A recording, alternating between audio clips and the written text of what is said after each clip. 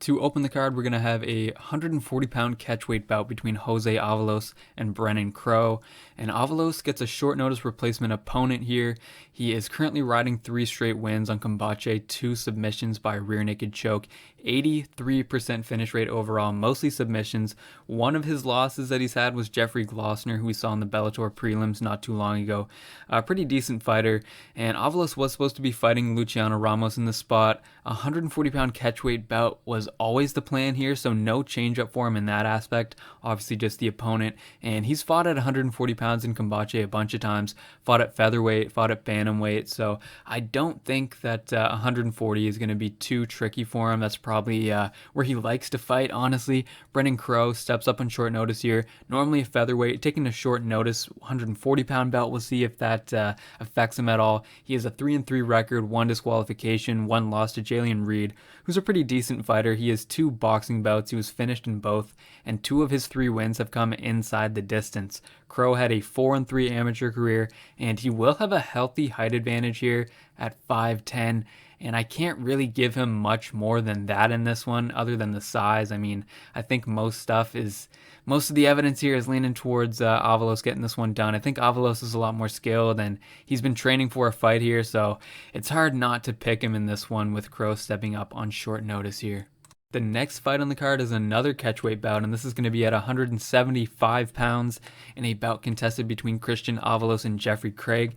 And Avalos won his pro debut by submission. That was his most recent fight, and that was 3 years ago now. So he had a 7-0 amateur career before that with an 86% finish rate.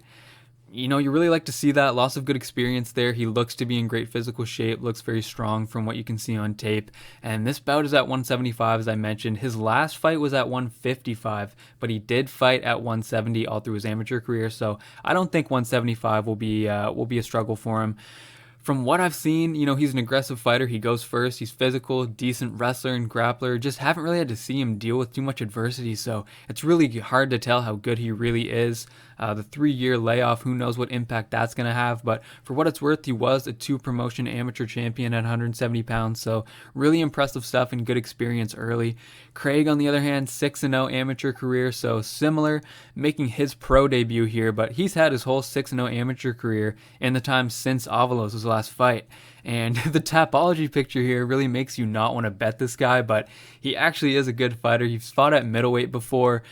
He gets training in with TJ Dillashaw and Juan Archuleta, and, you know, he's a big guy. He's a good striker, probably will be bigger than Avalos here. You know, we'll have to see at the weigh-in. So this is one where it's really hard to get a read, but, I mean, at the plus money, I think I'm actually going to take Craig. He's been more active. He's had a whole amateur career since we last saw Avalos in the cage. Trains with excellent fighters and could have a little bit of size here. I like him as the dog, and if the line gets closer to like plus 170, plus 200, I'd actually consider taking a shot here. But for now, this fight's going to be a pass just because it's a little bit tricky to get a read here, in my opinion.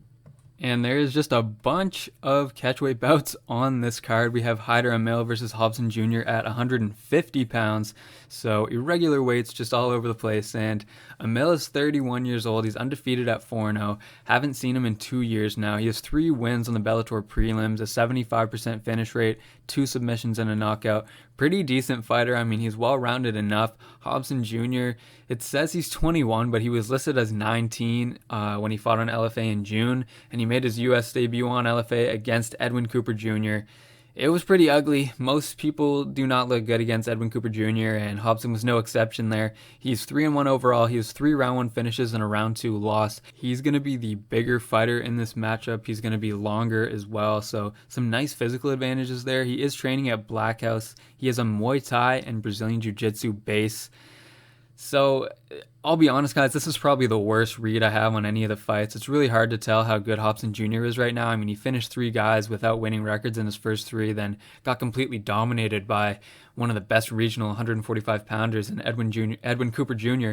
And I think with Amil at minus 150, that's probably close to accurate. I mean, I feel like Emilio probably wins this one. Like, I don't know, I'll give him 6 out of 10 times, I guess, but it's just not a read I'm very confident in. So I'm going to be passing on this fight. I'm going to slightly lean towards Emilio, you know, the older guy, a little more physically mature. a little more experience, fighting in the US. So I'm going to go with Amil, but I'm not really too confident here. So yeah, this is a fight that I'm going to be avoiding for sure. And we are not finished with the catchweights just yet. We have another catchweight bout here, 160 pounds between Emilio Williams and Batsumberel Dagvadorj. And Williams has some height on Batsumberel here. He's a 5-3 regional guy. 3 of the 5 wins came on Gladiator Challenge.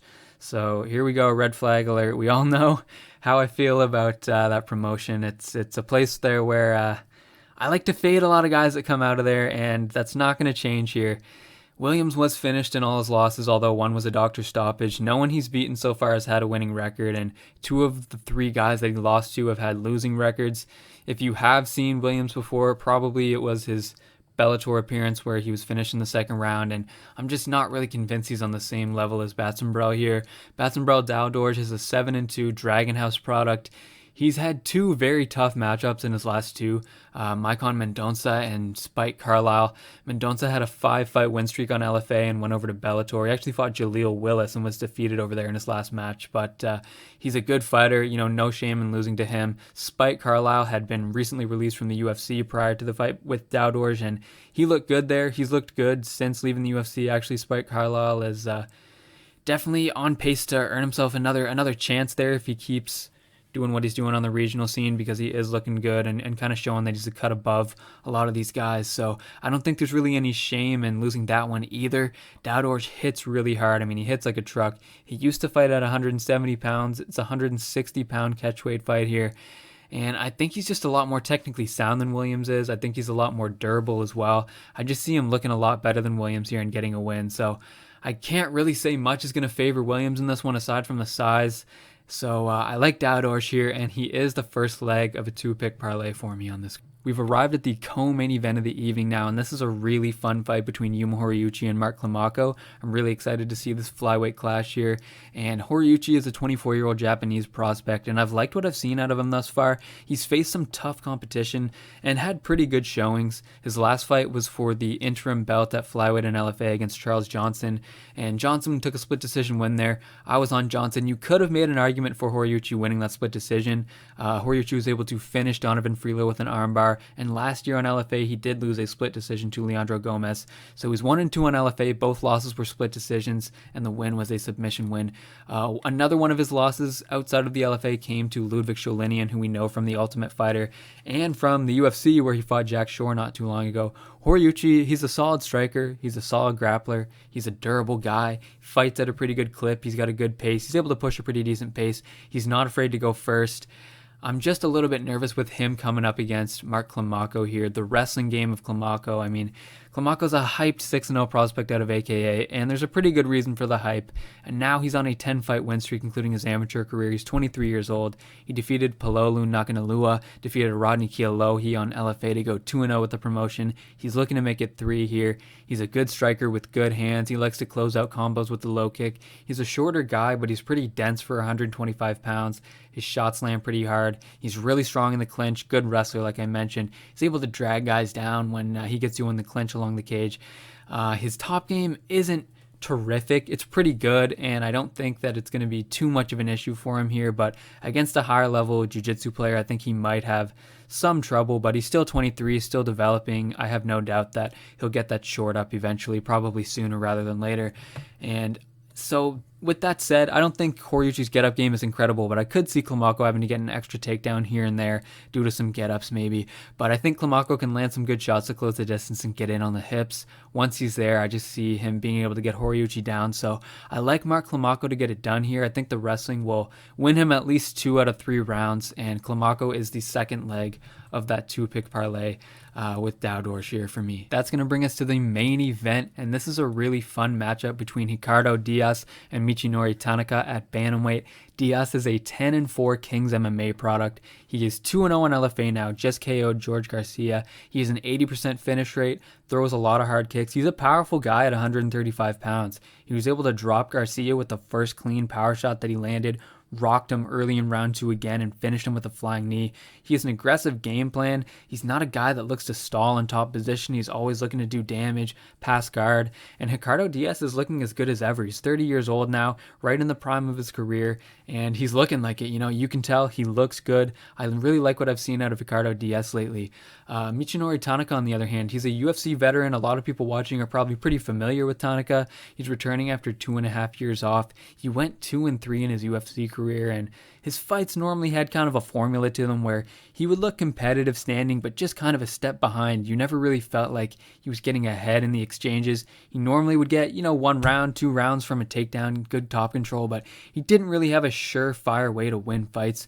He leaves the UFC and fights Rogerio Bontorin, who obviously is a UFC fighter now. He's able to finish him in round 3, and then we don't see him for another 2 years after that. So after those 2 years, he gets a unanimous decision win over a 3-1 opponent. Then another 2 years since that fight brings us up to present day. So just the inactivity kind of rubs me the wrong way a little bit. I'm not loving that. I think that Tanaka will likely get a round of top control here, but I just think that Diaz is going to be the better striker. He has a pretty decent size advantage here as well, and I think he can do more damage and impress the judges more in 2 out of 3 rounds. So I have a small bet on Diaz at plus 195. I think, sure, Tanaka should be the favorite. He is the UFC veteran. He has a great resume, all those credentials to his name, but yeah, at the price, I just don't think that Diaz should be up there around plus 200. I think the line's a little wide, so I do have a small stab on Ricardo Diaz here to get the job done. That's going to do it for my LFA 117 predictions, guys. Thank you very much for watching, as always. Thank you to everyone who subscribes, likes, comments, all that stuff. I really appreciate it.